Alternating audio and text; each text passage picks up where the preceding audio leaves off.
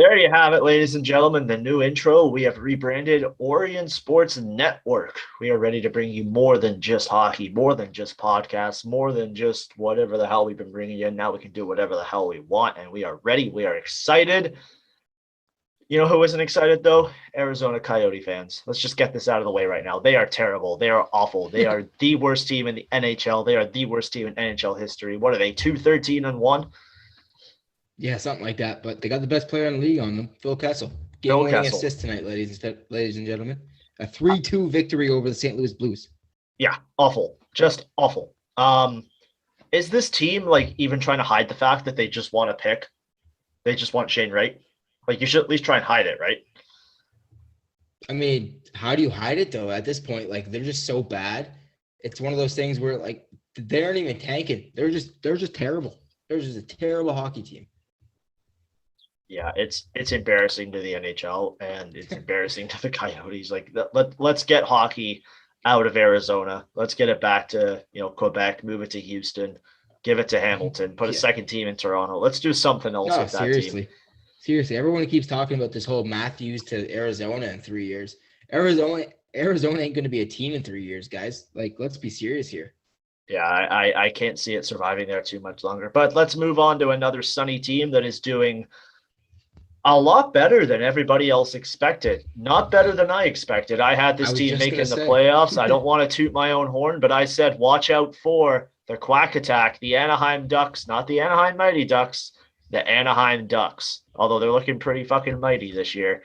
Troy Terry and the gang, Trevor Zegras, Ryan Getzlaf, Max Comtois, they are all getting it done for the Ducks this year. Let me just read you off some of these stats. Don't forget John Gibson. I'm getting there. Let me read you off some of these stats because they're pretty phenomenal. Troy Terry, who has just come out of nowhere, 15 games played, 11 goals, 9 assists, 20 points. Ryan Getzlaf, turning back the clock, 16 games. Okay, this is a weird stat line. 16 games played, 1 goal, 16 assists, 17 points. Adam Henrique, 6 goals, 7 assists, 13 points. Kevin Shattenkirk, somehow, 4 goals, 9 assists. Cam Fowler finally hitting the potential that we all knew he had. 2 goals, 10 assists. Like, it's just unbelievable what this team is doing. Even Trevor Zegras, who was my Calder pick, I'm a stick by it. 4 goals, 4 assists, 8 points. Like, this team's just doing so well. Jamie Drysdale on the blue line's got 7 points. And then you take a look at their goaltending, who is a massive, massive reason they are in the position they are in. John Gibson, games played, 12, won 8, lost 2, goals against only 29, goals against average of 2.3, save percentage of 924. That's a phenomenal stat line for John Gibson. And he has won them games. He has stolen them games. I know you hate me talking about the Ducks, but my Ducks, you got to give them credit right now. No, I definitely don't hate it. Obviously, I wish you talked about the Leafs like you talked about the Ducks, but that's a different story for a different show. Check out the post-Leaf show we just did. Win a playoff round. Yep. Well, come on now, man. but we got to give not all the credit, but we got to give a major part of the credit here to John Gibson. The guy's playing absolutely out of his mind. He is the major reason if this team goes anywhere. Let's be honest. He is the backbone of this team, but their offense is clicking. Their defense is clicking. Players that were supposed to hit their potential a couple years ago are finally starting to hit their potential now. Mm-hmm. Troy Terry, with his 20 points, actually has already tied his career high from last season. Out of nowhere. And it's one of those things where I feel like we talked about this last show. He was one of those players that was definitely talked about when he was younger, and he went through that, like, I don't necessarily know how old he is now, but when he was 20, 21, turning 22, no one really talked about him, and then boom, he's here. And he's doing great things. When he was in the World Junior Tournament, he had a really good junior tournament. There was some hype around him, and then he kind of dropped off, and this year he just seemed to have gotten it together. Is it a heater? Like, how long can a heater go on for? Because I think this is now 16 games with a point. He got an assist against the Capitals tonight. I don't want to sound like that Toronto Maple Leafs fan that keeps bringing up Toronto Maple Leafs players. But again, it's the same conversation as the Jack Campbell conversation. How long until we just expect it? And Troy Terry is starting to show he just goes out there and gets points, and you kind of have to just expect it. I He's a picked him player in up this on the league. waivers in fantasy. Like nobody saw this coming. No, and he's one of those players that this could be the season. He turns into that Patrick Sharp type player, and then slowly turns into that bigger star type player, and then eventually turns into that guy where you give an 8-year contract to, you give a max contract to, and you build your team around. He does kind of seem like he's a mixture of Corey Perry and Ryan Getzlab, and he's kind of becoming that franchise player that the Anaheim Ducks love. And I touched on this last year. It just goes to show you what happens when you hold on to your prospects and you don't give up on them. Yeah.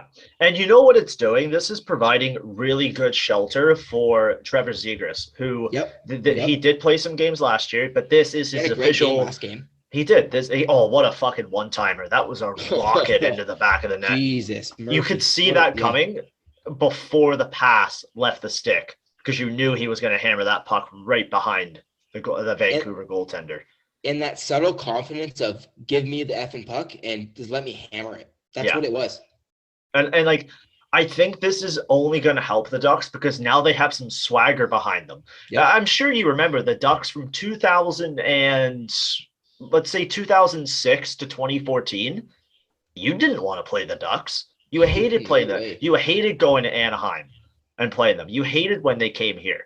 I lived in California in 2007. That team was probably the perfect playoff team. And ever since then, they have that is what we want to be. That is the team that this team always is going to aim to be. And I think they're starting to get back to it. And yes, we know about the whole Bob Murray incident, but that doesn't affect on-ice play. No, not at all. Right? No. And that is a separate issue. We'll talk about that at a later date when more details come out. But the whole on-ice performance of this team right now is just outstanding, and they've got swagger behind them. They weren't supposed to be this good, but now they are. Can they keep it going? And they're building a hell of a buffer right now. Yeah, and you keep bringing it up. It's like, again, I don't want to sound like that guy, but you keep bringing it up. It's the Toronto Maple Leafs of 2016. They weren't supposed to be there, and they were a really, really, really good team. And that's kind of what Anaheim is kind of doing. And I would say it's better. Yeah, I was just going to say. Than that 26, because the Ducks didn't get the first overall pick. And they already have established players. Yeah. This isn't a team that kind of just – I don't want to say they're coming out of nowhere because they do have players that have been there for a while, and they have had star players there. But it's one of those things – they have established players, and they're kind of just building on it with young talent, and the young talent's paying off for them. Again, kind of like that 2016 Toronto Maple Leafs team. They're counting on their young prospects, and the young prospects are coming through for them. And the best part about it all for me is nobody's talking about them. Because everyone's talking about Troy Terry. Nobody's talking about the Ducks. Yep. Watch the Ducks. Watch the first period of a Ducks game. Yeah, they play at 10 p.m. our time. Watch a period.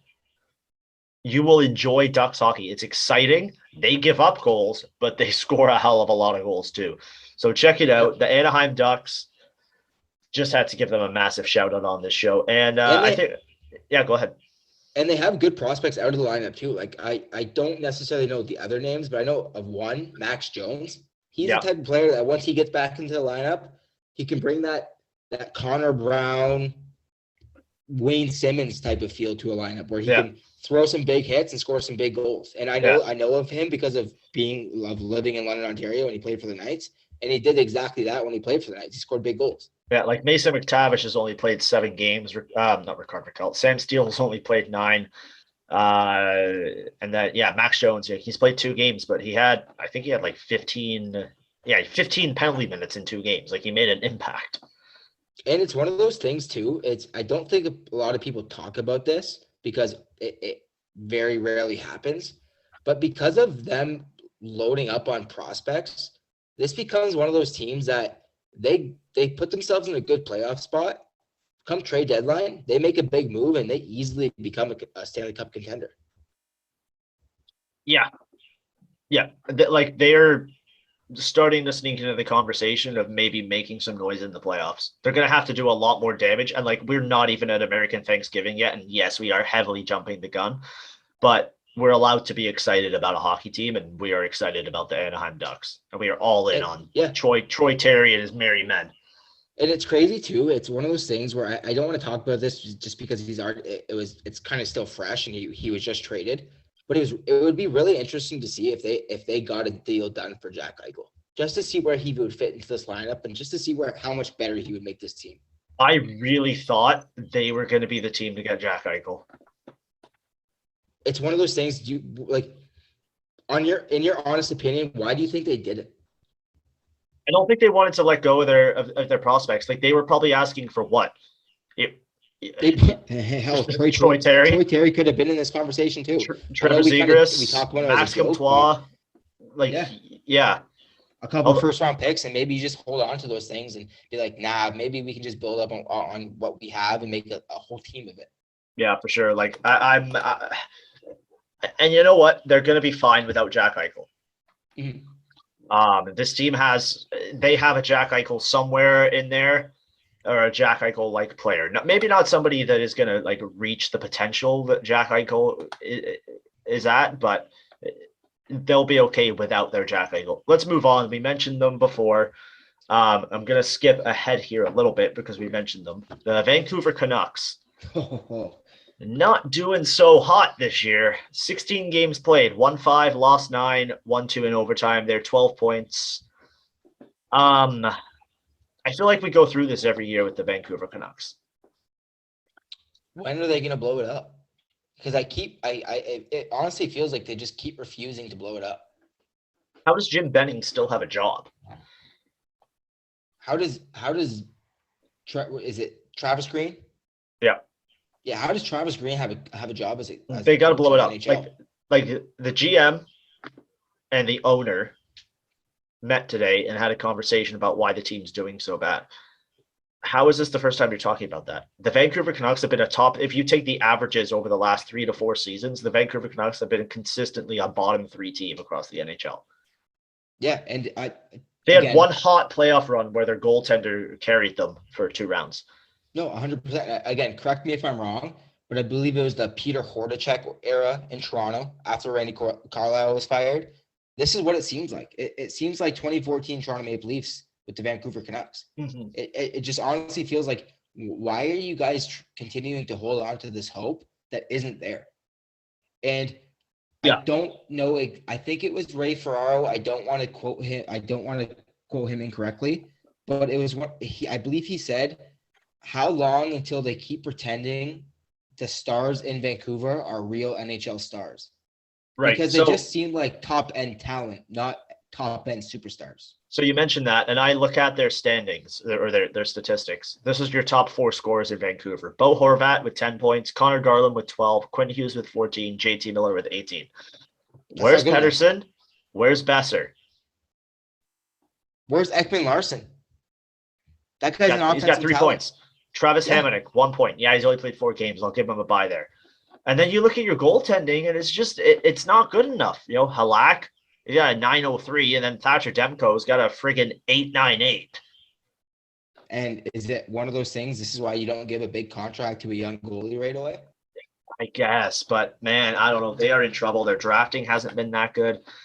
I'm concerned about the Canucks, man, and I don't know how they fix this without a change in leadership. Where does that come from? I don't know. Like, and I want them to do well. Vancouver deserves to have a good hockey team, because you take a look at that 2011 team with the Sedins, and they made that whole cup run against the Bruins. That was phenomenal. Let's get good hockey back in Vancouver, and you're not going to do it under Jim Benning at the moment. The safest job in Canada, I'm going to quote Steve Dangle on this one. The safest job in Canada is an NHL team general manager. Yeah. And Jim Benning has one of those 7 jobs, because he is still there after years and years of failure. And it's an absolute joke that he is still there. And it's been like that in Vancouver for a while. Like, I mean, don't get me wrong here, because Bo Horvat has been a great thing for Vancouver. He has fit in well with that team. He's played well. He's done good things for the community, obviously. But it's one of those things where they traded Corey Schneider for this guy. And I feel like ever since then, it's kind of been downhill for Vancouver. Again, like you said, they did have that second round run with Thatcher Demko just playing his nuts off. But again, it's been failure after failure in Vancouver, and everyone wants to talk about the failures in Toronto. Everyone wants to talk about the failures everywhere else in the NHL. And I think the biggest failure in the NHL right now is Vancouver. They've had talent after talent in that city, and they haven't done anything with it.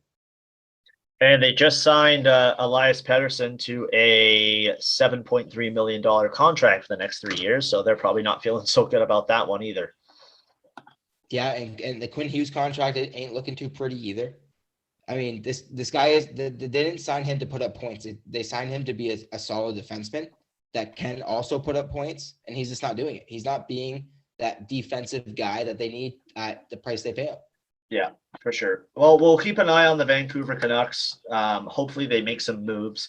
We're gonna keep it in that division. Like we're talking some teams in the same division here. We had the Ducks, then we got the Canucks. Now we're gonna move over to the Oilers. Let's start with John Tortorella, and I'm gonna play a clip here. Do you want me to play the full thing or just a little bit of it? I love the whole thing, so please play as much as you can of it. I will play the full thing. All right, here we go. Let me just give me a thumbs up if you can hear it. The play. What's the next step, though, to becoming a winning player, a playoff winning player? Because you're not going to get the calls you do in the regular season. He didn't last year, and that was a bit of an issue. Yeah, and he complained about it a little bit. He wasn't getting the calls. I quite honestly, and I hope I say it correct, just shut up. Yeah. Don't talk about it. I do think he has to change his game a bit. Not turn into a checker, obviously. But right. He's talked about culture. He's talked about standard. He's talked about winning. You're not going to outscore. You're not just going to fill the net during playoffs and outscore teams. You have to play on the other side of the puck. You have to have that business type attitude of nothing's going to bother me, no matter how you're going to check me. Don't talk about it. Just play hard, play through it. But the other side of the puck is that important too, come playoff time. I think he's learning. Tip's going to have to get that whole group. If they're talking about a Stanley Cup, they're all going to have to play a little bit a different way and not just try to outscore teams. There is motivation because you never want to be the guy that is the best hockey player in the world that didn't win a Stanley Cup. Marcel Dion, you could sell. All right, I'll stop it there. Well, my favorite thing about that clip is they go to Torts and they ask him the question. He goes, I want to say this nicely, and I don't want to step on it. They just essentially goes, just shut the fuck up, McDavid. I found that pretty funny. But, man, could Tortorella be more in the wrong here? I mean, depends who you're asking, because I think he's in the right. Interesting. Let's hear your side of it. So, okay, hear me out on this one, all right? Because I know I joke around with the whole McDavid ha thing. Okay, yeah, he's the best player in the league, guys. Let's be honest here. Nobody was arguing you on that one. I know, but he does it night out, night in and night out. I mean, there are players that are better in different areas in this league. Don't get me wrong, but for an all-around game, Connor McDavid is number one. But moving on, this has been a game that does change come playoff time. I know it's not right. It's not. It's wrong. It's wrong. Okay, cool. Whatever. We can just call it wrong. But this is the game that year after year changes come playoff time. Again, this is the same player that does complain year after year come playoff time. Being the player he is, he's going to have to deal with the bullshit that comes with it. Gretzky dealt with it. Lemieux dealt with it. Crosby dealt with it.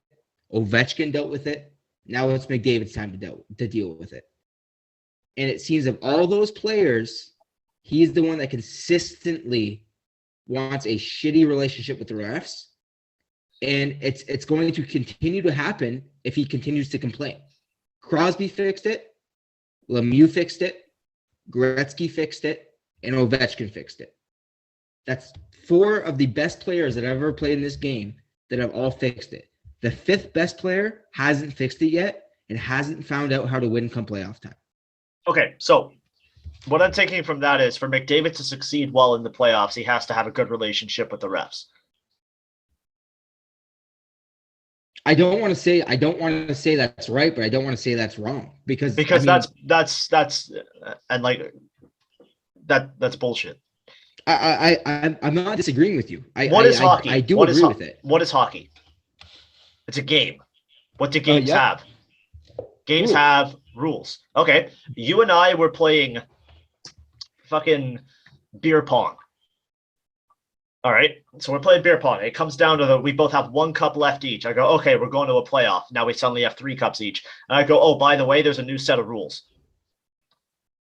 Doesn't make any sense. We're playing the same game. Man, If you're best game, if I am the Connor McDavid of beer pong, nobody can beat me at beer pong.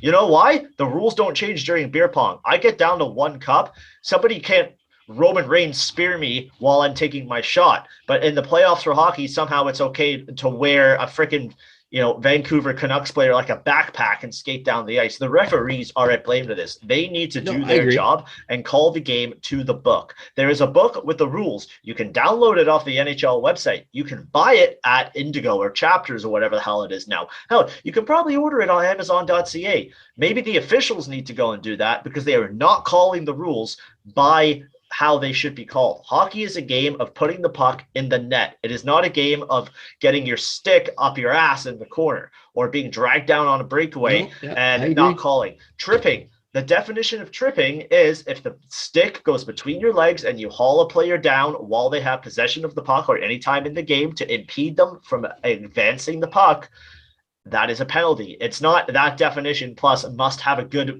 rapport with the officials.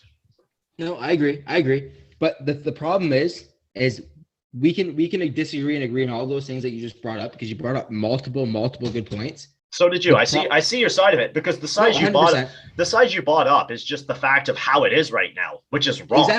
Exactly. And that's how it should not be. I totally agree with you. I'm with you 100%. But what the facts are is the game changes come playoff time, and the good players learn with it, and the good players roll with it. Connor McDavid has to roll with it. This is the way it's going to be. I don't think the refs have ever dealt with a player with Connor McDavid's speed. I don't want to bring in these things like excuses and all this, but there's never been a player with the speed of Connor McDavid. So at the end of the day, they still have they have to call it the same, but they have to call it differently. I know it sounds so messed up, but it's just the way it is. And he has to learn to go with the game. He has to learn to be that guy who doesn't complain. And the minute he stops complaining is when he's going to get his calls. That's just how it works. Especially come playoff time.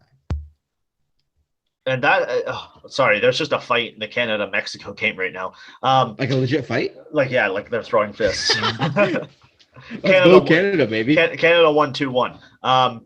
Wendell Clark played. In Edmonton. Yeah, but I don't know, man. Like, if the referees did their job and called the rules by the book, this wouldn't be a conversation. And also, John Tortorella would be the first guy to say, maybe do your fucking job, reps, if he had McDavid on his team. But guess what, John? You don't have McDavid on your team because, oh, look at that. You don't have a head coaching job. I wonder why. No, I completely agree, man. I completely agree. But it's one of those things, again, where it's just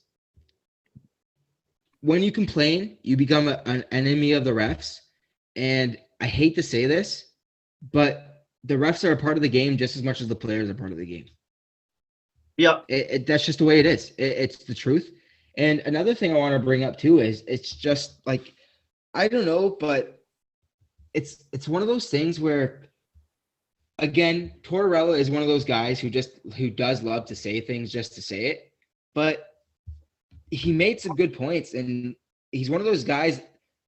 Say what you want to say about John Tortorella. The guy has had playoff success. He knows how to play in the playoffs. And he knows how to play his stars in the playoffs. Hey, 2004, he went to the Stanley Cup final with the Rangers.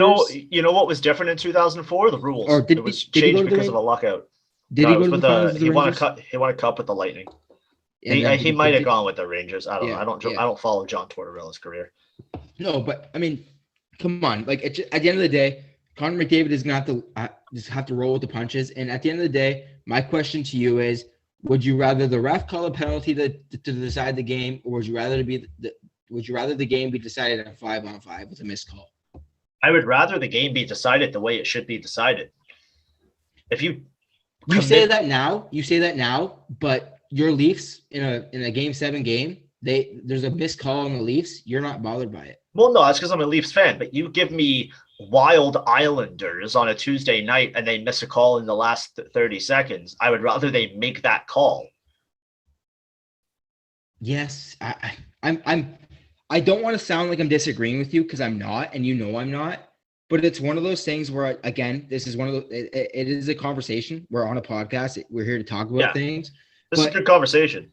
I don't want to say he's wrong. I don't want to say he's right. I think that's my honest opinion. I'm 50-50 on the whole thing. But he made some valid points. He sounded stupid in other areas. But at the end of the day, this game has changed in so many ways come regular season. But come playoff time, it's been the same for years. Yeah. I think what we could take away from this, from both sides, from your side, the current scape of the game is that he needs to shut up because the refs are not adjusting for you. So you adjust to the refs. But in reality, we want to see the refs call the book consistently in the regular season into the playoffs. Every other sport does it. Us as fans would like to see that too. Yeah. Why are you changing the rules going into the playoffs?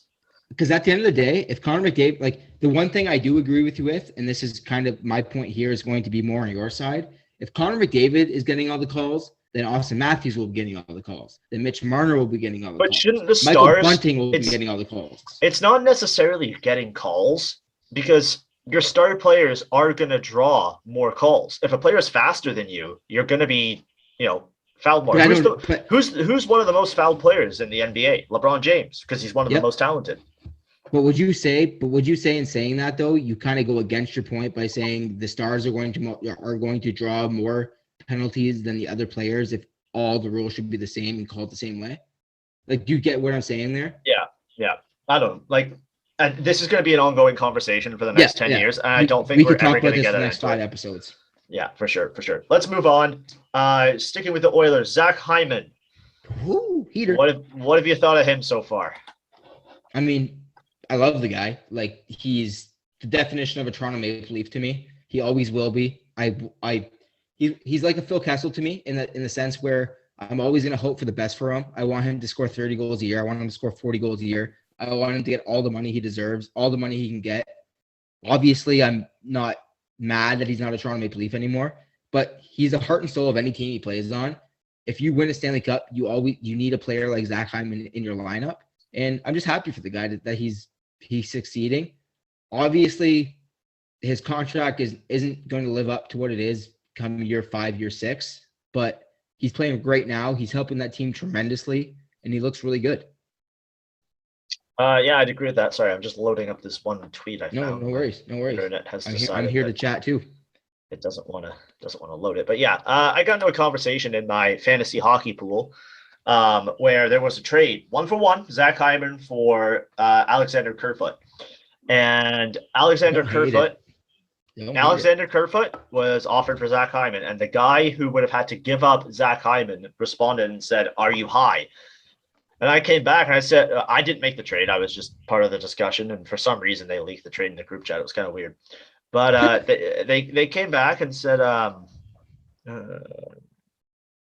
they said, "Are you high?" So sorry, I lost track there. Are you high? Yeah. So I said, Alexander Kerfoot has been more effective as a player in his role than Zach Hyman has and has been more valuable to his team.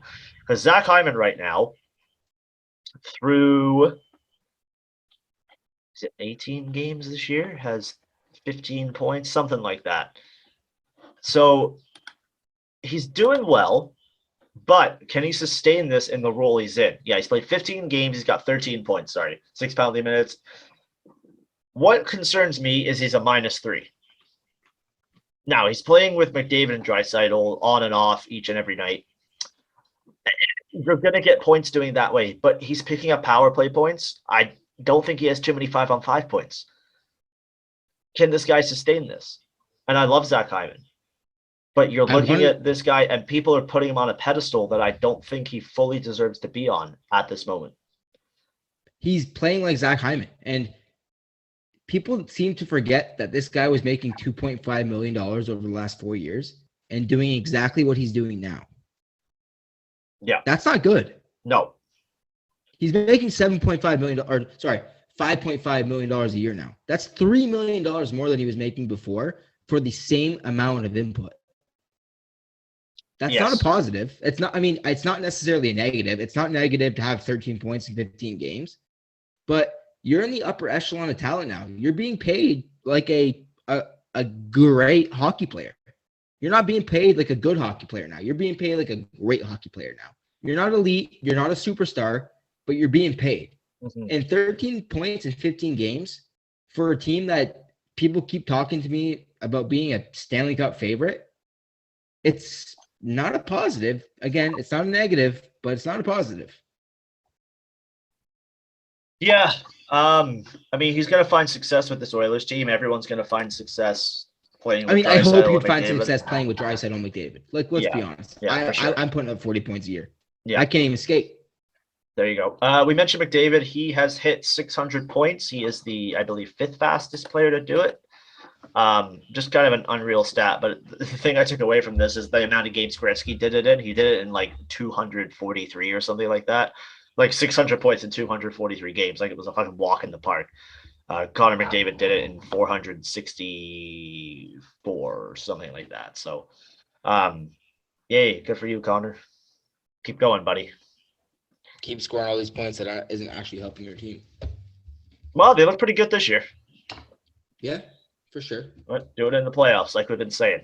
It's one of those things, though. I just all these things. The problem I have with this, man, is there's so many teams that can have a great run through 15 games and it means nothing. And then there's these teams that have a great run through 15 games and it means everything in the world. Yeah. And if I was to sit here and my team be 11-2 as a Toronto Maple Leafs fan, everyone would be like, yep, do it in the first round. Do it in the first round. Why do none of these things apply to the Edmonton Oilers? Why do none of these things apply to the New York Rangers? All these, the core four talk never applies to any of these other teams that are paying 4 players 58% of their salary cap. It's just odd to me. You know what I mean? Yeah. I agree with you. Like McDavid's one of the best players in the world, but still quite hasn't gotten it done in the playoffs. Let's move on. Speaking of people who couldn't fully get it done in the playoffs, Dion Phaneuf retired today. I thought he had already retired, but I guess not. The Leafs did a nice little ceremony for him. When you look back at Dion Phaneuf's career, what do you take away from that? I don't want to use this word too loosely, but underrated. This guy had a great career. He definitely takes on a lot more BS than he definitely should. Obviously, spending 6 years as captain of a Toronto Maple Leafs team that underachieved, didn't do really anything in those 6 years. One of the biggest stories that came out of his whole 6-year career with Toronto was not saluting the fans after one game. Man, if you got upset about that, tuck your tail between your legs and go back home. Don't be the guy that's throwing waffles and Toronto Maple Leaf jerseys on the ice after a Leafs game. Maybe you're the issue. we treated that team like shit. They had every right to do that. No, 100%. And as a diehard Toronto Maple Leafs fan, I love Dion. I think, again, he was underrated as a Toronto Maple Leaf. He was underrated as a player his whole career. It's unfortunate, but happy retirement to Dion. I hope he has the best post NHL career that anybody could. He deserves it. But yeah, again, it's underrated, but I love the guy. I loved him as a Toronto Maple Leaf. I loved him as a King. I loved him as a Senator. I loved him as a Flame. But definitely. You didn't love him as a King? I loved him as a King. I said that. Oh, I didn't hear you. Yeah. But yeah, I definitely wish he got more credit than he got. But again, when you blow a 4-1 lead in Game 7, that's really the only thing that people are going to remember you as. Yeah, for sure.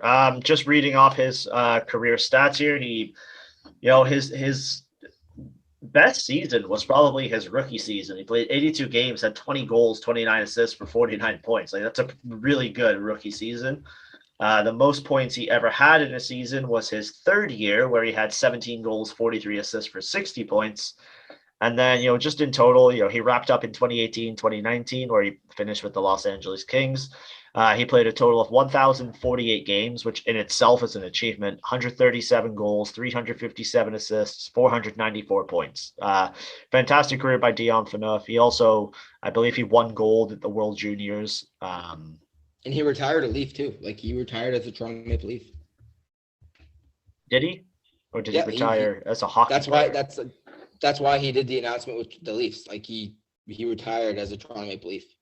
All right. That's Good the for team you. he wanted to go to the, yeah. Good for you, Dion. The Habs still Yep. suck, though. Yep, they always will. What is going on in Montreal? I don't want to say this is a bad thing, but the cloud of no Shea Weber, the cloud of Carey Price and all his stuff, It's not helping, eh? it's not help. It's I don't want I don't want to bring it up as a bad thing because again, I can say whatever I want to say about Carey Price. It might not be positive, it might not be negative, but you hope the guy's okay. You hope the guy comes back healthy. And he's back with the team. Like it looks like he's going to be back soon. But it's been a black cloud over this team. Whether it's Weber, whether it's Carey Price, whether it's the Mark Bergevin contract expiring, whether it's all the BS they went through with the offseason of drafting players they shouldn't have, of talking to free agents they shouldn't have. It's just a black cloud over Montreal, and it's really shining through. Yeah. There's a lot going on with this Habs team. The fact is that they don't really have an identity. If you ask me what the Habs are right now, I would just say disappointing, and that's not what you want as your identity, right? You don't want to be a disappointing hockey team. You want to be a team where you can say, oh, they're exciting, they're tough, they're fast. The Habs are just disappointing. And I take a look at their stats. Like, I take a look at their scoring. Nick Suzuki is leading the team in points with 14. Tyler Toffoli then at 9, Josh Anderson at 8, Gallagher at 8. Like, that is disappointing. Where is, and we're sure we can shit on all we want. What happened to Cole Caulfield? Alexander Romanov, what a disappointing season so far. David Savard's at -9. I don't know how that happens. Christian Dvorak is like leading the Masters, which is a golf tournament, at a -15. Jesus. Like, this team, they cannot get, like, Josh Anderson is also a -12. Didn't realize that till just now. This team is not good. Jake Allen, who is now injured, has a save percentage of .905. Caden Primo, he's played one game. I don't even know if they won tonight, but they have he has a .912 save. We can't even count that. And then Sam Montembeault, 5 games, .890 save percentage. Like, this team, I thought he was hurt too.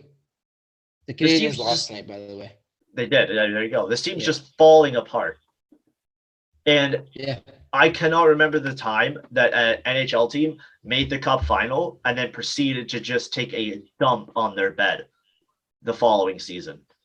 I hate to say this, but because I'm also somebody that does believe that every division last year was just as serious as every division this year. I truly believe that. But it's one of those things. Was this one of those negatives about being in a division with 6 teams, or whatever it was? Because they weren't necessarily supposed to be in the Stanley Cup final last year. And it seems because of that, they're taking a lot more hits this year because they aren't a great team. They weren't a great team last year. They just got lucky. This goes back to our conversation about the officiating in the playoffs because it favored them because they were a heavy team. Yeah. But then, you have people saying, oh, the Canadian division was weak. The Canadian division wasn't that good. But then you look at Toronto and Edmonton, who are now 2 of the top teams in the NHL. Well, what division were they in last year? Same division. Calgary is a top 10 team in the NHL. Where were they last year? Same division. Right? Like, Winnipeg is getting there. Where were they? Canadian they had a great division. Game tonight. Yeah. So I don't buy the whole Canadian division thing, and I think people who do that, it's just a lazy narrative, and it's probably American fans just trying to be like, haha, you suck. But I can't put my finger on it with this Montreal Canadiens team, because you're telling me that if Shea Weber and Carey Price come back all of a sudden, they're a 500 hockey team? I don't think so. No, I agree. Carey Price comes back, he's not scoring goals for you. Shea Weber comes back, he's not scoring goals for you. I don't think Shea Weber's coming back either, too. So no, neither do I. If you get Carey Price back, he might steal you a game here or there, but he can't help you win a game 5-1. No, yeah. And you're not winning games 1-0 in today's league every game. No, you're not. A goal is going to squeak by your goaltender, unless Jack Campbell. Unless you're Jack Campbell. Exactly. Let's go, baby. We're going to keep an eye on this Montreal Canadiens, Steve. Maybe next episode we'll open with a deep dive into the Canadiens and how we would fix it. Yeah, like in a positive way too. Like I know that we're Leafs fans, we are Montreal haters, if you really want to get honest. Actually, you know what? We'll make that a separate video. I did a Buffalo Sabres one before, and it did pretty well. So let's do a Canadiens one. How we would fix it right now. Let's do it. Let's do it. We'll film that this week. All right. Any final thoughts? No, I definitely think we touched on everything kind of hockey related this week. I don't think it was a big news week. I think we're just enjoying a lot of good hockey right now. No, I it think was fun. we're really getting into like the swing of the NHL season. I Yeah. really think like the first 5 to 10 games of the NHL season, maybe even 15, are kind of just like there. You don't really you're excited it's back, but you're not really into it. But American Thanksgiving is where you kind of get settled. Yeah. And, yeah. Yeah. So we're a couple weeks away from there. And the Leafs, I mean, again, I know we did like our own little Leaf show, but the Leafs are getting hot. Edmonton's good. There's a lot of great teams in today's NHL, and I'm just excited. Anaheim's on a hot streak. Hopefully, they can keep it continuing. But just they're winning right now. I don't know. Correct me if I'm wrong, but when it comes to playoff time, the league just feels like it's on when teams like Anaheim, Detroit, Boston, Toronto are all in the playoffs. It just feels like the league's in a good place. And I don't know why, but it's like Anaheim, San Jose, LA, when they're in the playoffs, it's just like, all right, it's game time. I don't know why, but it's just like those 3 teams in the West. I just like watching their playoffs. Because the NHL gets so horny when American teams make the playoffs for the TV ratings. Hell, I'm okay with it because good hockey is good hockey. I don't care if it's American or Canadian. Yeah. All right, I got to get our Twitter handles right. So make sure you follow us at OSN Orion. We got a new Twitter handle. Also follow us on Instagram at OSN Orion. Hit subscribe, hit like, comment, tell us why we were wrong, tell us why we're a dumbass, or tell us why you agree with some of our thoughts. Follow us on TikTok as well at OSN Orion. We will be back very shortly with a new video about how we can rebuild the Montreal Canadiens. That could be a fun one. Thanks for listening. We will see you soon.